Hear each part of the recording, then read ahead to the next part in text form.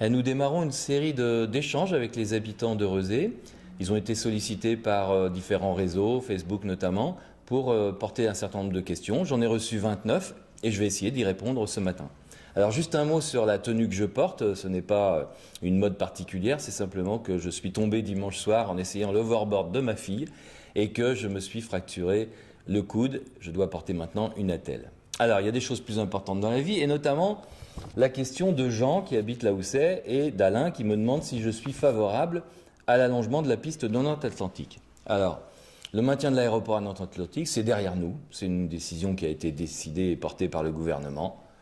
Je ne la discute pas, même si je n'y étais pas favorable. Maintenant, les choses sont derrière nous. Il faut avancer et regarder les choses vers l'avenir. Et surtout, se préoccuper de la santé des habitants et des nuisances qu'ils vont subir. C'est la raison pour laquelle j'ai demandé à ce que le plan d'exposition au bruit, c'est-à-dire la carte qui définit les nuisances de la trajectoire des avions, puisse être redéfini très rapidement, qu'un plan de gêne sonore soit aussi défini et qu'on définisse un temps dans la nuit pendant lequel il ne puisse pas y avoir de trafic entre 23h et 7h du matin, une sorte de couvre-feu.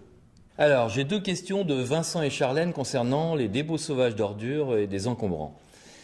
Ça arrive, il faut que les Rezéens soient vigilants pour que ça ne se multiplie pas. Mais lorsque ça arrive, on a la possibilité de contacter les services de Nantes Métropole avec l'application Nantes dans ma poche.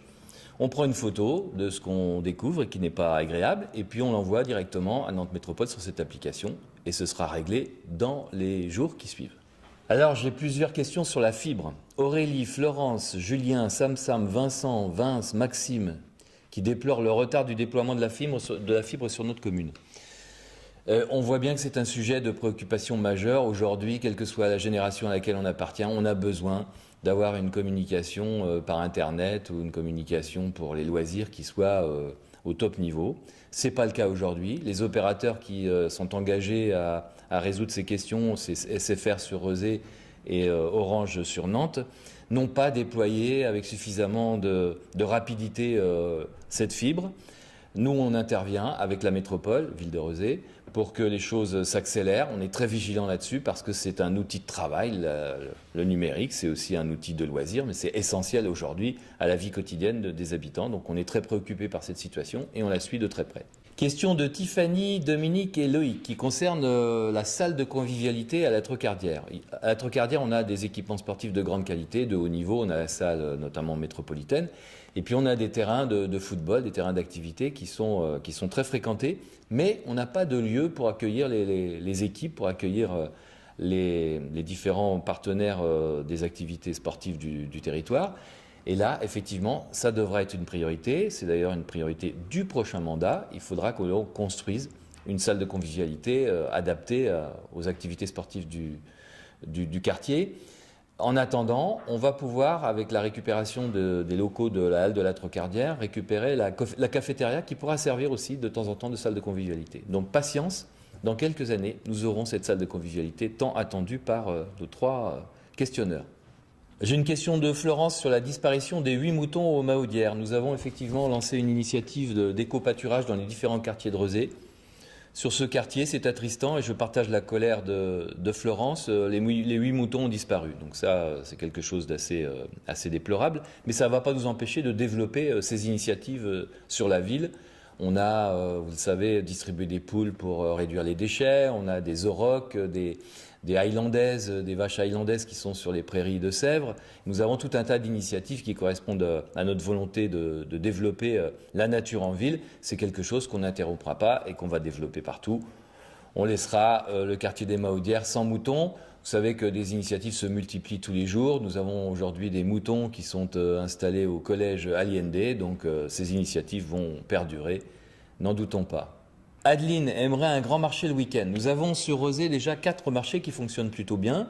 Le mardi à Château, le jeudi à Ragon, le vendredi à Pont-Rousseau et le samedi à Trentemoux.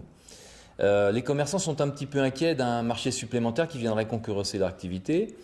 Nous avons tout de même un projet de halle couverte dans les mois et les années qui viennent. Ça se fera en concertation avec les habitants, mais aussi avec les commerçants. Donc la question est très ouverte et c'est une belle question que nous a posée Adeline.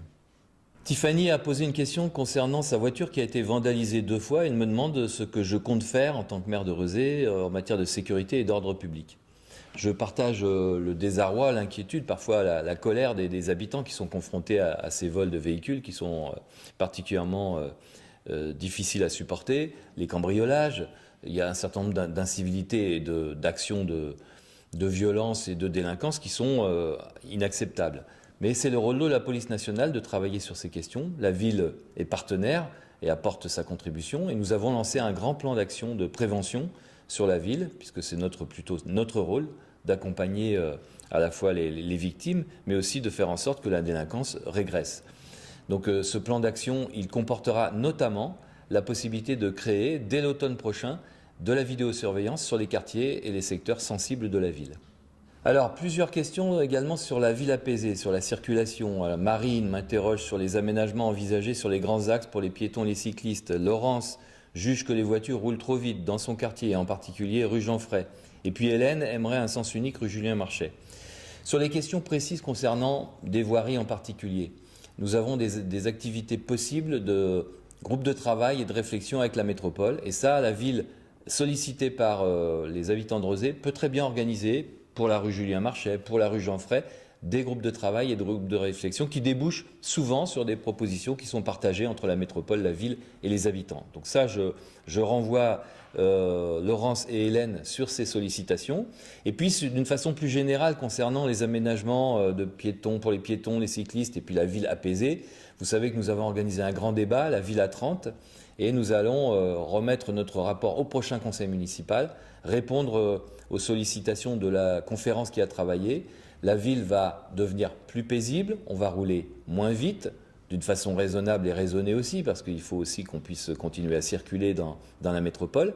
Mais tous ces éléments vont faire partie d'un plan d'action dans lesquels pourront prendre place des radars pédagogiques, essayer de ralentir dans les axes où c'est important et signaler aux automobilistes qu'ils roulent trop vite, et puis tout un tas d'aménagements qui pourront être engagés par la métropole d'ici la fin du mandat. Une question de Sarah sur les mobiliers urbains, les panneaux publicitaires qu'elle trouve trop nombreux à son goût. Le marché publicitaire des mobiliers urbains a été renouvelé récemment. C'est quand même des mobiliers qui nous servent de temps en temps, à nous, aux associations, à communiquer sur leurs projets. Et puis, ce sont aussi des abribus qui permettent aux habitants qui attendent le bus d'être à l'abri de temps en temps. Donc voilà, ce marché est un marché global. Merci pour toutes ces questions. Nous aurons l'occasion de renouveler l'exercice.